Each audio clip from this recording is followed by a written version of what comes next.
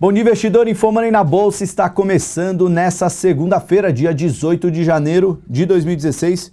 Seja muito bem-vindo a esse começo de semana. Primeiramente, desculpa o atraso. A gente teve uns probleminhas técnicos, mas agora já estamos no ar para mostrar como vai ser a abertura do mercado nessa segunda-feira de feriado nos Estados Unidos, que parecia ser uma abertura positiva, mas já voltamos para o campo negativo. Realmente, esse Bovespa está difícil encontrar mais compradores do que vendedores nesse mercado de ações.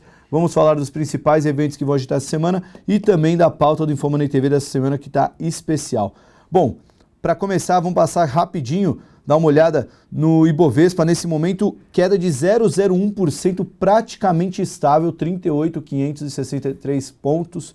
Para quem não lembra, da semana passada, Ibovespa caiu 5,6% semana passada. Foi a terceira semana consecutiva de queda. Nas últimas 8 semanas, caímos em 7. No acumulado dessas 8 semanas, já dá 20% de queda. Esse é o resumo do mercado brasileiro desde novembro para cá. Tem tido uma sequência muito ruim, acompanhando não só a piora da economia chinesa, como também a derrocada dos preços do petróleo e também a queda das bolsas norte-americanas, que tem afetado muito o nosso mercado. Bom, falando primeiramente do nosso mercado, vale a pena dizer que hoje, segunda-feira, o feriado nos Estados Unidos, Martin Luther King's Day, vai manter o mercado de ações e de títulos fechado por lá. E o que isso impacta aqui? Impacta que mais da metade do volume negociado na bolsa é de estrangeiro. E também tem muito gestor, muito trader de mesas de operações aqui no mercado brasileiro que operam offshore, então eles operam por instituições estrangeiras e elas também acabam não tendo operação hoje. Ou seja, não é só o investidor estrangeiro que fica de fora hoje, como também o investidor brasileiro que depende do estrangeiro para operar. Então hoje é aquele dia de muita baixa liquidez, até tome bastante cuidado na hora de buscar uma operação, algum falso rompimento, porque é muito comum isso em momentos de baixa liquidez, falta dinheiro para fazer o preço andar no mercado e movimentos mais bruscos podem acontecer até mesmo com as blue chips. Bom, falando sobre a principal notícia do dia, o petróleo. O petróleo chegou a cair mais de 3% durante a manhã. Noticiário do Oriente Médio na noite de domingo trouxe muita preocupação nos investidores, abriu com queda de quase 3%, chegou a 27 dólares, mas agora se recupera, opera praticamente estável na faixa de 29,50. Os Estados Unidos e a União Europeia decidiram suspender as sanções aplicadas ao Irã no sábado, logo após a Agência Internacional de Energia Atômica confirmar que o país cumpriu todas as exigências do acordo nuclear assinado em julho em Viena. O Irã disse que pode colocar no mercado imediatamente mais de 500 barris de petróleo por dia e o Irã produz hoje cerca de 3 milhões de barris diários, o que lhe confere a 5ª posição entre os maiores produtores do mundo, mas as sanções limitavam as vendas externas. Se o Irã colocar toda essa quantidade de petróleo no mercado, é aquela brincadeira do mercado de banana, né? Se tem muito mais banana agora no mercado e menos gente querendo comprar, ou uma demanda que não acompanha, o preço vai acabar caindo. Tem muito mais oferta do que demanda. Sobre China, enxurrada de notícias que também trouxe um pouquinho de otimismo para os investidores. Dados sobre imóveis mostraram recuperação do preço ao mesmo tempo em que vem as especulações do mercado por estar sobrevendido. Tinha muita especulação sobre bolha imobiliária na China, os preços estarem acima do esperado, toda aquela preocupação que a gente já viu em outros mercados, agora no mercado chinês. Contudo, um indicador mostrando os preços de novas moradias nas principais cidades da China seguirem em alta pelo 8º mês consecutivo, uma alta modesta de 0,2%, mas ainda assim é uma alta, mostra que a demanda está relativamente aquecida no mercado imobiliário chinês. Ainda sobre China, o Banco do Povo da China decidiu cobrar um compulsório sobre depósitos onshore em yuans de bancos estrangeiros, visando assim desencorajar apostas de enfraquecimento do yuan. Os envolvidos em negócios com a moeda chinesa nos mercados offshore, ou seja, em Hong Kong, também foram taxados, devem ter essa cobrança do compulsório.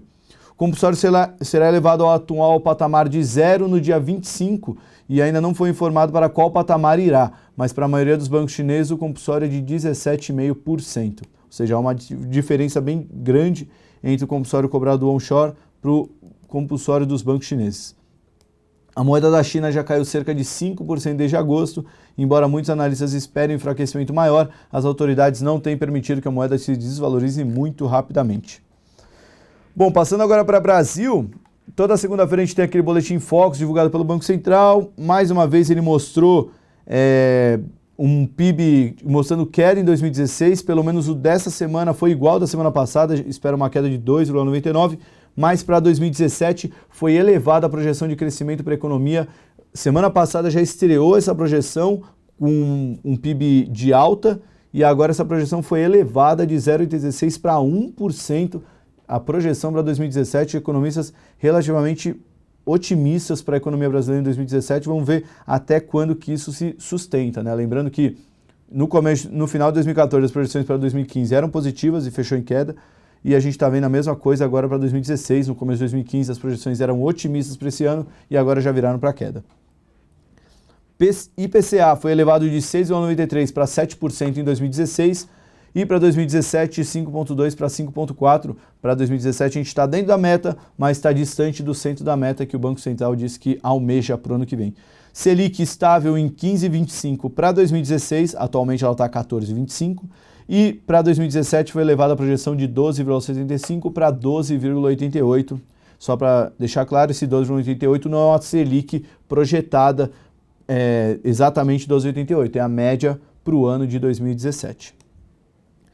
Ainda sobre Brasil, falamos de Selic, essa semana tem reunião do Copom, vai ser uma das reuniões mais comentadas dos últimos tempos, porque tem muitas opiniões defendendo com muito afinco a manutenção do juro em 14,25 e a elevação de juros para 0,5 ponto, levando para 14,75. Os argumentos são bem válidos dos dois lados e por isso que deve gerar muita divergência essa decisão do Copom, e a gente sabe que decisão com divergência, com uma grande expectativa, pode trazer grande volatilidade na hora da decisão e o impacto pode ser mais forte na quinta-feira. A reunião é na quarta-feira à noite e há uma pressão dentro do próprio governo para o Banco Central não aumentar a Selic, né? Matéria que saiu no fim de semana nos jornais mostram que a cúpula do PT está pressionando ainda mais o Banco Central para que não seja elevada a Selic, inclusive colocando agora Alexandre Tombini como o novo alvo do PT. Em 2015, Joaquim Levy, ministro da Fazenda, até então, foi fritado pelo governo por defender com muito afinco o ajuste fiscal. Eles afirmam que uma alta de juros no momento de economia em recessão e desemprego em alta pode trazer ainda mais danos para a economia brasileira. Mas só para deixar claro, a grande aposta do mercado continua em alta de juros de 0,5 ponto percentual. Para fechar a pauta doméstica, antes dos destaques corporativos, um resumo sobre sexta-feira. Petrobras, na sexta-feira, trouxe um grande bafafá para os investidores. Nessa segunda-feira, relatório do BTG Pactual disse que a Dilma foi mal interpretada na sexta-feira pelos investidores. O discurso que ela deu no café com jornalistas sexta-feira de manhã em Brasília. Só para relembrar, Petrobras estava caindo muito forte, acompanhando a queda do petróleo, e estava caindo mais de 5%. No café com jornalistas, Dilma Rousseff deixou escapar que não descarta uma nova capitalização. E a Petrobras saiu de uma queda de 5% para mais de 8%. Minutos depois, piscou no terminal Bloomberg que a Petrobras ia fazer uma coletiva de imprensa 1h30 da tarde, mas a notícia não foi confirmada pela assessoria de imprensa da empresa, trouxe muito diz-que-me-diz, muito rebuliço. Acontece que às 3 horas da tarde em ponto começou uma coletiva de imprensa, mas na verdade não era para a imprensa em geral, eram apenas para 7 veículos, os 7 principais veículos de informação do Brasil. Estava Bloomberg, estava Reuters, Globo, Valor, mas foi uma coletiva mais exclusiva para alguns jornais, meio para esclarecer o que a Dilma disse de manhã. Aí veio Ivan Monteiro, CFO da empresa, já descartou a capitalização e ainda falou de aumentar o plano de venda de ativos para esse ano. Ele quer aumentar ainda mais o plano de venda de ativos e também estuda uma nova série de demissões dentro da Petrobras, tudo isso para dar um alívio no caixa da empresa. Bom, vamos falar dos destaques corporativos. Antes, vamos ver quais são as maiores altas e baixas do Ibovespa nesse começo de dia. Hoje, dia 18, agora 10 horas e 23 minutos.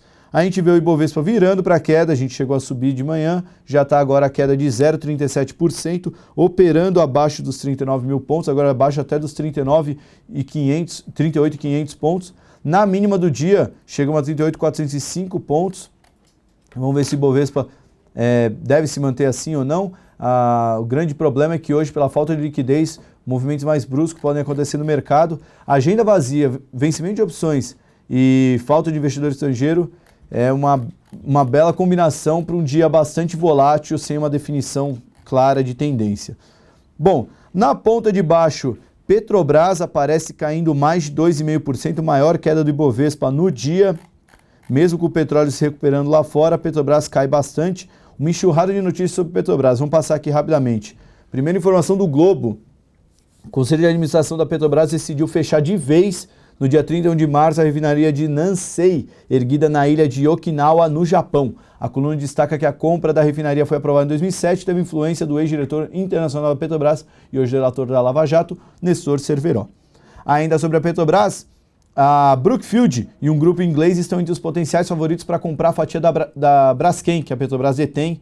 Só para lembrar, semana passada a Petrobras falou de interesse de vender a participação que tem na Braskem, que é mais de 30%, chega na faixa de 5,4 bilhões de reais e já tem interessados em comprar essa participação. Braskem, para quem não lembra, foi uma das maiores altas da Bolsa no ano de 2015, subindo mais de 50%, beneficiada pelo dólar e driblando toda a polêmica em cima da Lava Jato.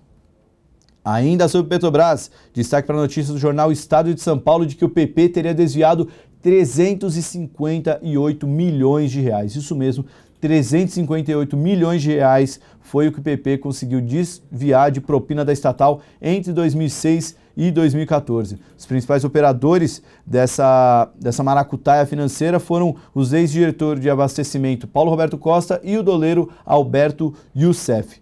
As informações estão na denúncia do MPF oferecida ao Supremo Tribunal Federal contra o deputado Nelson Melrer. O documento aponta a ocorrência de doações oficiais à legenda para disfarçar a propina. Por fim, hoje foi anunciado, em meio à queda do petróleo, que o governo federal instituiu por meio de decreto o Programa de Estímulo à Competitividade da Cadeia Produtiva, ao Desenvolvimento e ao Aprimoramento de Fornecedores do Setor de Petróleo e Gás Natural. Todo esse nome, a sigla é PDFOR. Que entre os vários objetivos pretende elevar a competitividade da cadeia produtiva de fornecedores no país, estimular a engenharia nacional e ampliar o nível de conteúdo local dos fornecedores já instalados na cadeia. Bom, nesse momento Petrobras segue com queda de mais de 2%, a ação preferencial já chegou a 5,03, quase abaixo de R$ 5,00. Esse é o momento atual da Petrobras na Bolsa. Para quem viu a Petrobras já valer mais de R$ 50 em 2008, ver um preço desse nesse momento é desesperador. Falando agora sobre Vale. Vale vê o minério de ferro subindo no mercado chinês hoje. A ação consegue uma recuperação, operando com alta na faixa de ação preferencial subindo cerca de 0,7% e ação ordinária subindo cerca de 1,2%. Contudo, as notícias não são muito boas, né? Segundo o jornal O Globo, o Ministério Público de Minas Gerais vê falhas em licenciamento da barragem de Samarco, que é aquela joint venture da Vale e da BHP Billiton, que foi a responsável pela tragédia em Mariana, que aconteceu em novembro do ano passado, destruindo a cidade, acabando com 17 vidas e também trazendo grandes consequências ambientais. O MP investiga como a Samarco conseguiu autorização do governo federal para a construção da barragem de Fundão, que rompeu em novembro, sem apresentar informações consideradas essenciais para a realização do empreendimento. Ou seja, a Samarco conseguiu uma aprovação muito rápida, não apresentou os documentos necessários de âmbito de segurança, e o que levou a crer que, segundo a investigação da MP de Minas Gerais, foi uma tragédia anunciada que aconteceu na cidade de Mariana.